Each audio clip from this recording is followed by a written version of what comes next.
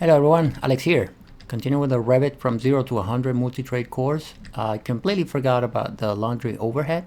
So that's all it is for this video. It's just a few seconds of adding an overhead to the laundry roof. See you in Revit.